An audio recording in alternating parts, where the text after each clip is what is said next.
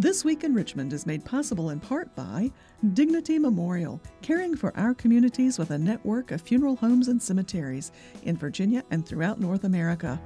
More information about Dignity Memorial's providers is online at dignitymemorial.com. Alpha Natural Resources, an energy company dedicated to respecting the land. Alpha Natural Resources, we power the world through the energy of our people. Haley Buick GMC, the place for a new Verano or Terrain Denali, in Richmond and online at haleybuickgmc.com. Everywhere there are lighting poles, there's one more opportunity to save money. Intelligent Illuminations provides cost-effective wireless lighting solutions for roadway or area outdoor lights. Kanawha Valley Arena, Virginia's cowboy town, hosting an array of events from Civil War reenactments to diesel truck pulls. More information online at virginiarodeo.com. The Virginia Chamber of Commerce, the voice of the Virginia business community, working in legislative, regulatory, and political arenas to promote the free enterprise system. So what do you do? Information about getting involved in advanced technology careers, making everything from clean energy to life-saving medicine, is available at dreamitdoitvirginia.com. Additional support is provided by these sponsors.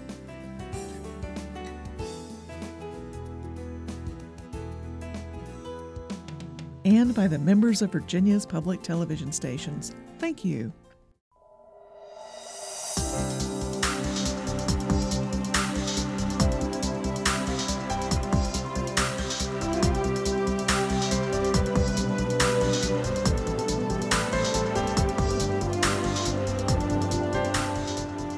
Welcome to This Week in Richmond, and a welcome to two of the new members of the House of Delegates. We've told our viewers before there are 15 of you in the House, so we really appreciate Delegate LaRock, Delegate Leftwich, the two of you being on.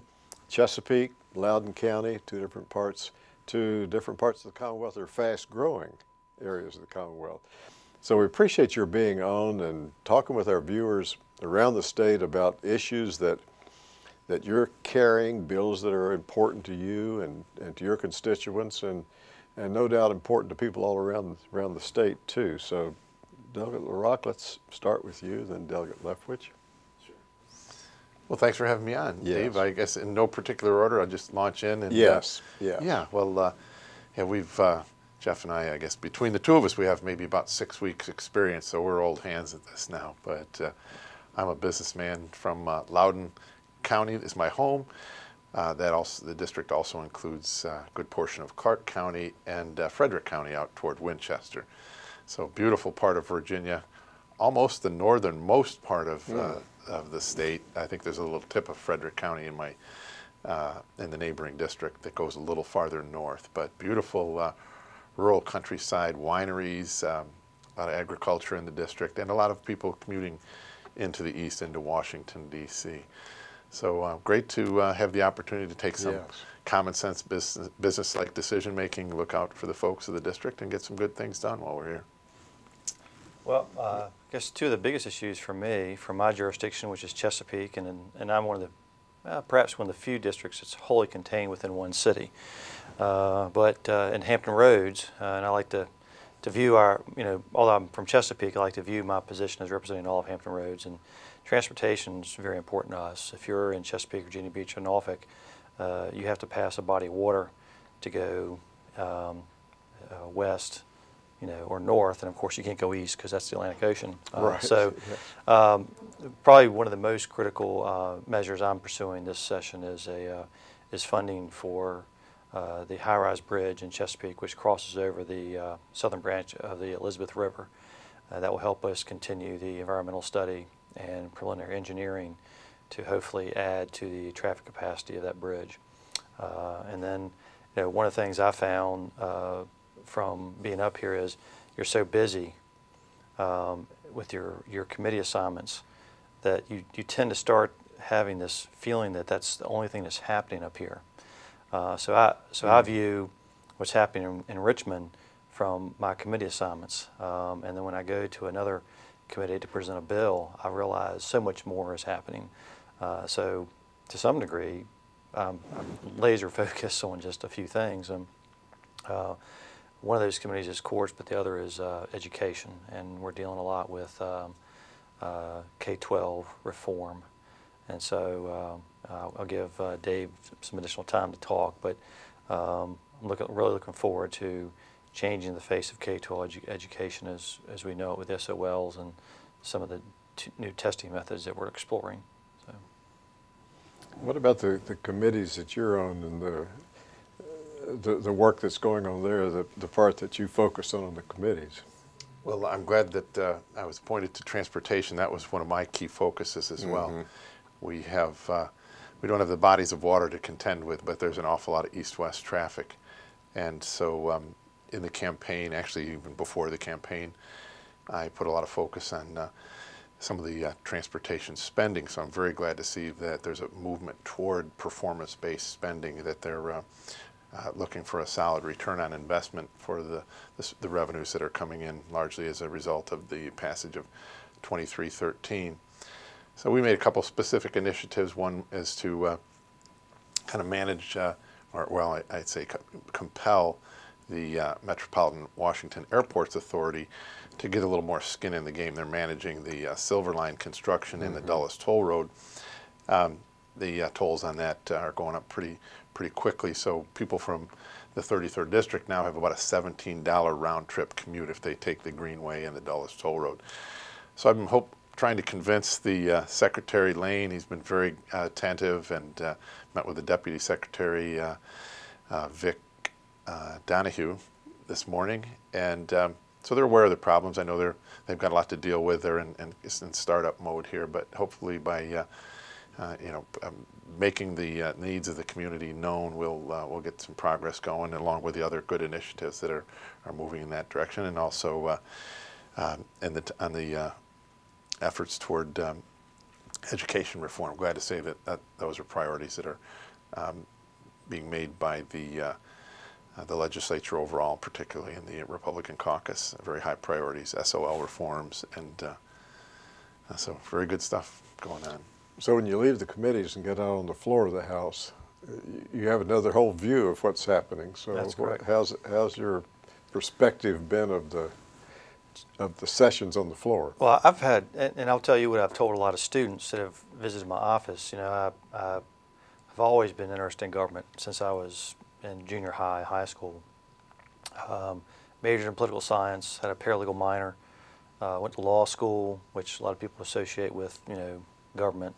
Have served in a local government for 12 years. And one of the first things I learned when I came up here was the fact that on the floor you have a first, second, and third reading. And for a while I kind of questioned why that was.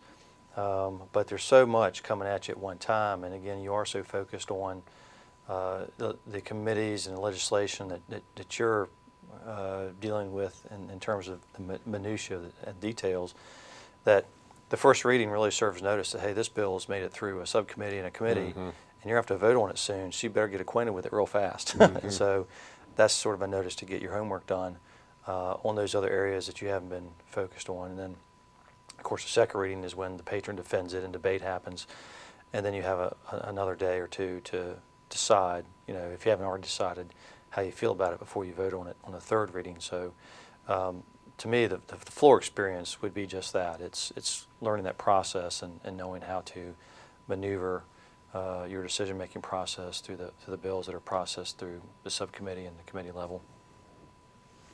Your experience as a builder, how is that helping you build some efforts to get something good done for your constituents? And there's some common ground there. I mean, certainly there has to be some pragmatism. You have to form relationships and cut some deals. But I try to remind myself that there's boundaries and certain principles are non-negotiable. So within those parameters, there's still plenty of room to get some things done. I think another way of saying what Jeff's pointing out is when you're processing, I think the number is 2,200 or however many pieces of legislation, you want to make sure that system is looking at things real closely, and that I'm very impressed with how the process works. 3 readings on the floor, subcommittee, committee hearings, and very often the same bills are sent to a different committee or reconsidered by the committee more than once, and that's a good process. I don't think anybody would argue that we need 2,200 new pieces of law, Right. 22 acts of the legislature in any one year, but a few really well-placed ones, and then call out the ones that probably wouldn't be beneficial overall. So that's a big part of the job as well. I've heard colleagues of yours in previous years and say it's so much easier to have a bill die because there's so many opportunities for it to die than it is to get it passed, because it has to go through all those steps in your chamber and then cross over and do the same in the other chamber before it actually has the potential then of being considered even by the governor. So it is a process that has some opportunities for it to be modified or derailed or even to die. Right. But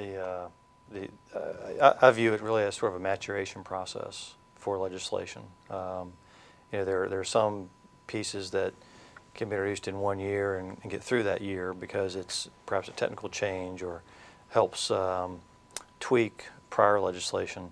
But if you're looking at educational legislation and the bill that Tad Greason has introduced to sort of rework the SOLs, that's really been in the process, and a lot of heavy lifting has been done by more than one delegate to try to get that in a shape that can get through committee and pass on the floor, and hopefully through the Senate. And so that process of being introduced, dying, being referred to probably appropriations more than any other committee, and then dying, that may discourage some people, but it's really a process of like Dave was saying, of culling that or cultivating that legislation to a bill that makes sense and will stand the test of time.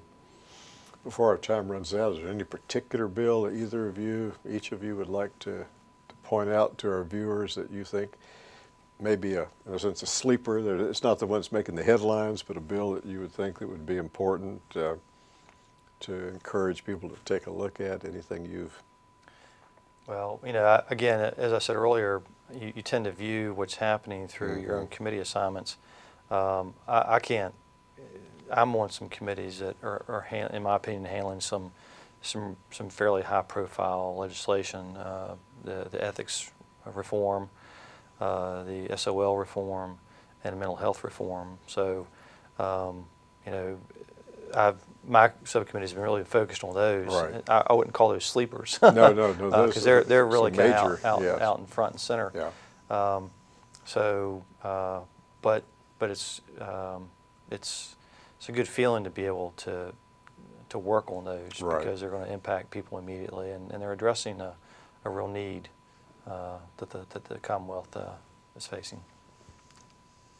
Well, I'll probably embarrass myself if I can't rattle off bill numbers. No, but I think you don't need the numbers. Yeah, a couple of specific focused property rights initiatives. I think ones that kind of shift some of the weight toward, I think,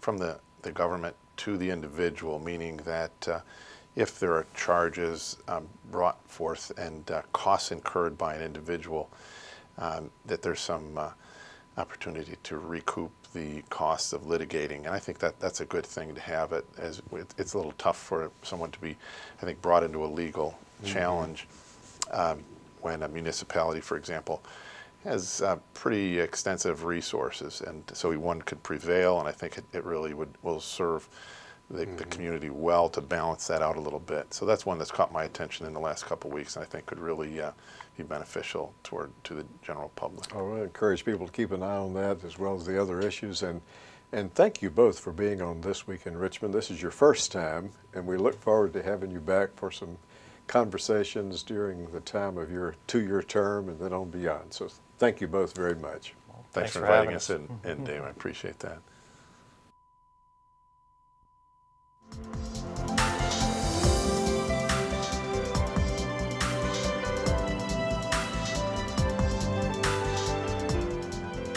It's a privilege to welcome another member of the class of 2014, the House of Delegates, Delegate Chafin. We're so delighted to have you on This Week in Richmond. When we were getting mic'd up and ready, I commented that of all the people running this past year in open seats, you were the only one who didn't have a battle for the nomination, and subsequent to that had no battle for the election. So the folks out in Russell County and the rest of that district, that includes some other counties in the far southwest part of the state, obviously thought you were a good candidate, and so we welcome you to This Week in Richmond, and welcome here to the Capitol. Thank you, David. It's an honor to be here and to appear with you.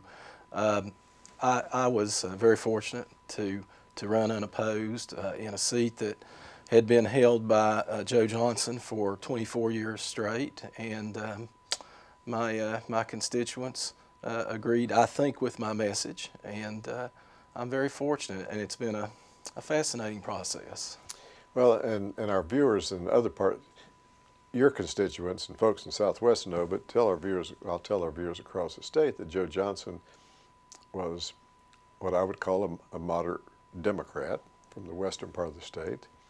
You're a Republican, but the shift was made, and again, as you said, unopposed. So again, a good kudos to you and to your willingness to serve. Well, thank you. Yes, Delegate Johnson is a very moderate to conservative Democrat, and his views agreed with the people in Southwest Virginia who share a conservative view with regard to the energy issues, and we have a lot of agriculture and energy and business issues in Southwest Virginia that are quite unique to the rest of the state. The district that I represent, District 4, is composed of Washington County, a portion of Washington County, including the town of Abingdon, Russell County, and a portion of Wise County and Dickinson County. So in your short time here already, what issues are you really focusing on and working on this first session? I have a number of issues. They're being led and guided by the appointments that the Speaker gave me in my committee assignments, and I've been placed on courts and the Civil Subcommittee, also the Mental Health Subcommittee, and also the Science and Technology Committee. In Southwest Virginia, you know, we're really dealing with a lot of negative energy policy that is having an adverse effect on our coal industry, and I have tried to introduce some bills that would help the coal sector. I have a safety bill in that would perhaps make double regulation by different agencies between two states would allow a more sharing of that authority without there being two parties to answer to. And then I also have a CO2, it's part of the Virginia Energy Plan, and there's a carbon dioxide bill in there that will let us look at and do some comparisons over the next few years during Governor McAuliffe's administration of the benefits as well as the downside of EPA regulations on CO2 issues. The challenge too that I'm sure that you'll be working on is the unemployment and that issue, and beyond the coal industry of just trying to get other businesses to move into the southwest part of the state. You're right. We have a number of initiatives there in our district, and one of the matters that I've been working on is getting a 4G wireless system throughout the seven counties of Southwest Virginia. And we're about 90% complete on achieving that initiative. It uses and utilizes the broadband that was brought there through the initiatives of the Tobacco Commission to bring Southwest Virginia into a high-tech type corridor thereby, in effect, we think kind of leveling the mountaintops. Well, I think that our viewers who haven't been to your district, who don't know those beautiful mountains, who haven't been to Abingdon, have really missed a beautiful part of Southwest Virginia. And I mean, Abingdon is a genuine treasure for the Commonwealth. Yes, it is. Abingdon is a beautiful town with a beautiful historic district, and a place that anyone who has not been there should visit there. They should go to the State Theater there, the Barter Theater, and take in dinner, and there's nice lodging in Abingdon. Abingdon has made the most of, and Washington County largely has made the most of their recreation and tourism industry, and they have a really booming tourism industry there. And we're trying to reach out to the other outlying counties and bring tourism and recreation to those counties as well, because that's one industry as it grows that can't be exported or taken offshore to some other country.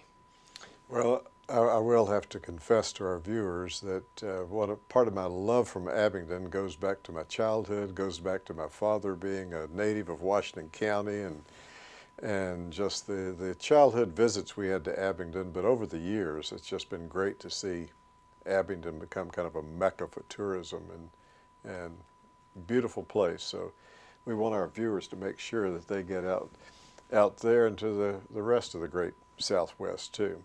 Well, I was fortunate to have a mother who was born and raised in Washington County, which is where Abingdon is the county seat of, and my father was a native of Russell County, so that fit well within the district, and I have friends and family in both counties. And then as a lawyer, over my almost 30 years as an attorney, I've traveled throughout those counties and made a lot of friends and contacts that I'm indeed calling on now to represent that district. Now, you mentioned that you're on the mental health subcommittee of courts, and clearly for many reasons, but especially for the tragedy that occurred in the Deeds family, mental health is high up on the agenda. Are you seeing here, as we're getting near the midway of the session, some progress being made on your committees and others on mental health issues?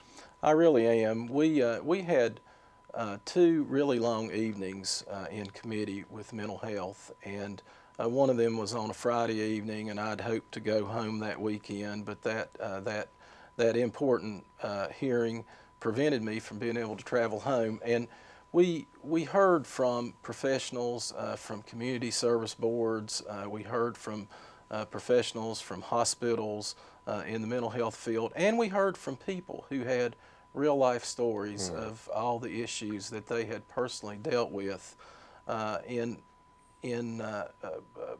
all kinds of personal accounts. And it was very helpful as we looked later at the different bills that had been filed.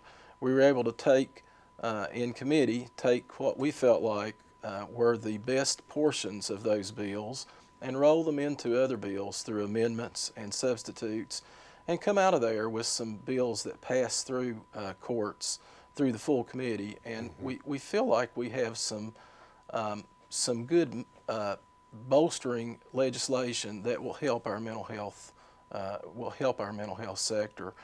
It's a tragedy that occurred of immense proportion, and every person I've talked to wants to make some positive change in the mental health field.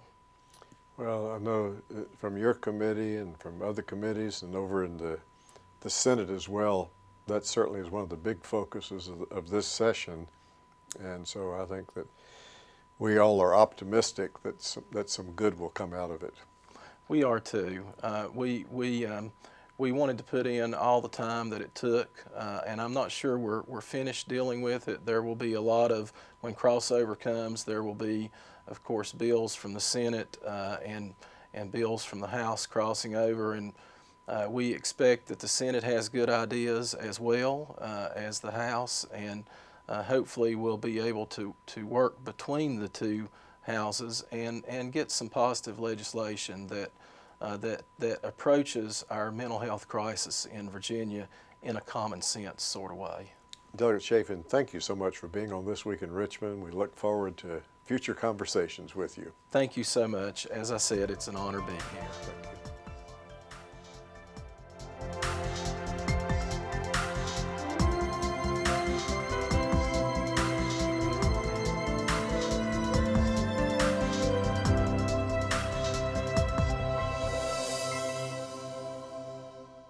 This Week in Richmond is made possible in part by Dignity Memorial, caring for our communities with a network of funeral homes and cemeteries in Virginia and throughout North America.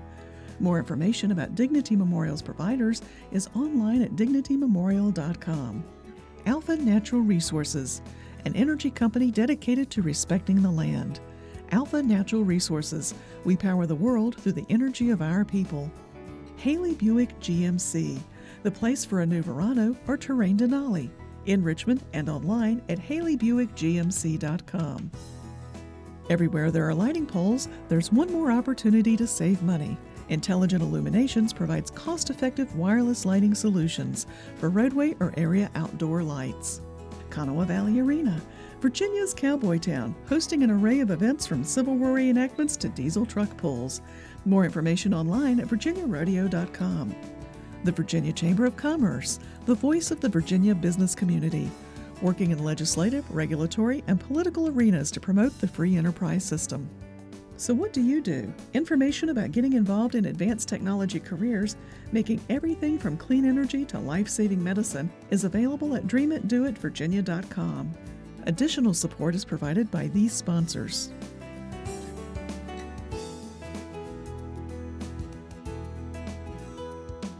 And by the members of Virginia's public television stations. Thank you.